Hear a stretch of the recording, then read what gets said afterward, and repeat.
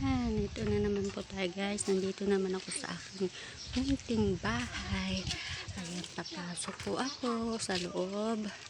Ayan guys, ito po yung maliit kong salas. Ayan. Ayan po siya. Ayan po. At ito naman po yung higaan ko. Ayan guys, yan. Sa mga nakarelate po, nakaranas ng ganito ang buhay at ang bahay na bahay kubo, ito po, yan, tingnan nyo guys, maliit lang po siya, bahay kubo.